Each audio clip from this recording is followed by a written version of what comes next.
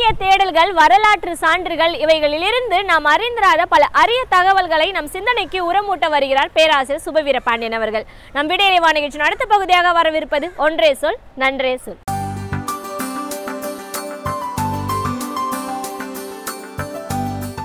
அனைவருக்கும் வணக்கம். சாக்லேட்டை நமக்கு தெரியும். சாக்லேட் மன்னர் என்று ஒருவர் இருக்கிறாரா என்றால் அமெரிக்காவிலே பிறந்து உலகம் முழுவதும் சாக்லேட் கிங் என்று பெயர் பெற்ற மில்டன் எஸ் ஹெர்ஷே தான் அவர்.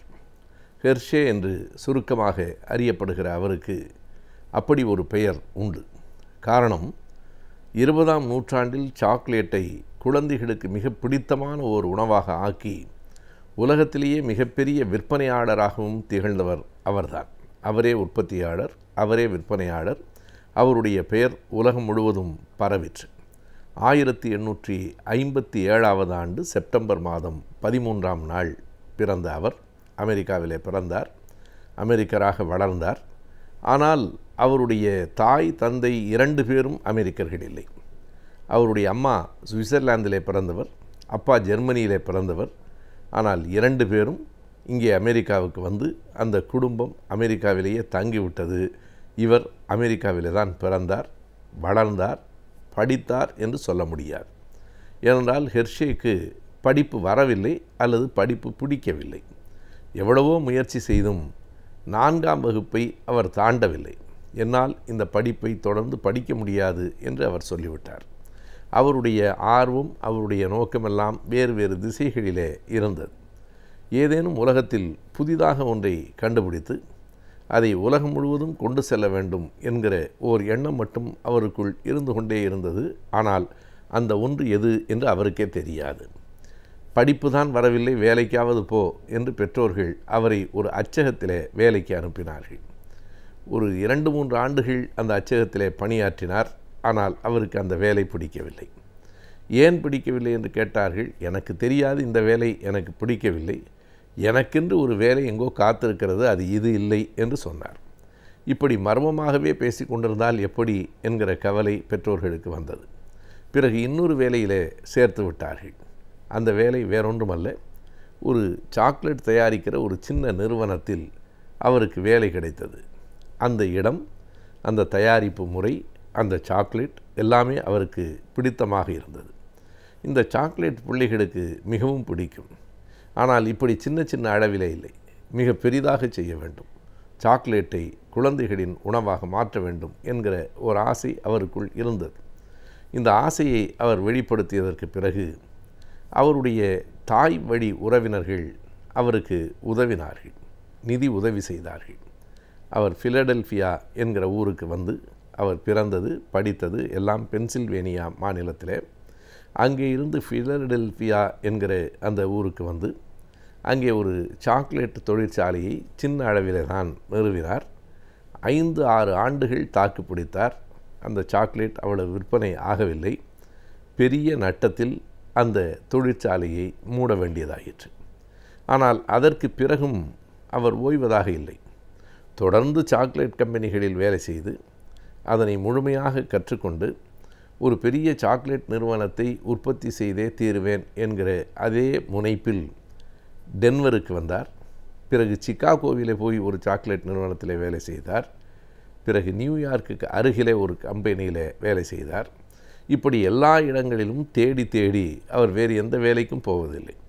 சாக்லேட் தயாரிக்கிற, உற்பத்தி செய்கிற தொழிற்சாலைகளில் அது எந்த வேலையாக வேண்டுமானாலும் இருக்கலாம், ஆனால் அங்கு சாக்லேட் தயாரிக்கப்பட வேண்டும். அப்படி ஒரு ஆர்வம் அவருக்கு இந்த சாக்லேட்டின் மீது ஏற்பட்டது. இறுதியாக அவர் தன் முயற்சியில் வெற்றி பெற்றார் என்பதுதான் குறிப்பிடத்தக்க செய்தி. யார் வெற்றி பெறுகிறார்களோ அவர்கள்தான் வரலாற்றில் இடம் பிடிக்கிறார்கள். அப்படி வரலாற்றில் இடம் பிடிக்கிறவராக ஹெர்ஷே மாறுவார் என்று அவரே கூட ஒரு கட்டம் வரையில் நம்பவில்லை. ஏனென்றால் 1857 பிறந்த அவர் ஏறத்தாழ 40 வயது வரைக்கும் போராடி தோல்விகளையே பார்த்து அதற்கு பின்னர் 1900ஆவது ஆண்டில் அவர் நிறுவிய ஒரு சின்ன நிறுவனம், அதிலே அவர் தயாரித்த ஒரு புது வகையான சாக்லேட் பெரும் வரவேற்பை பெற்றது. கேரமல் மில்க் சாக்லேட் என்று இன்றைக்கும் நாம் விரும்பி உண்கிற அந்த வெள்ளை நிற சாக்லேட் இருக்கிறதே, பாலினால் செய்யப்படுகிற அந்த மில்க் சாக்லேட் என்று சொல்கிற அந்த வகை வேகமாக விற்பனையாகியது. அவர் எதிர்பார்க்காத அளவுக்கு அந்த சாக்லேட் சந்தையிலே பரபரப்பாக விற்பனைக்கு வந்தது. எனவே ஒரு பெரும் மகிழ்ச்சிக்கு உள்ளான அவர் பெரும் பொருள் ஈட்டினார். 1903 ஆண்டு தனக்கென்று சொந்தமாக ஒரு பெரிய நிறுவனத்தை அவர் கட்டினார்.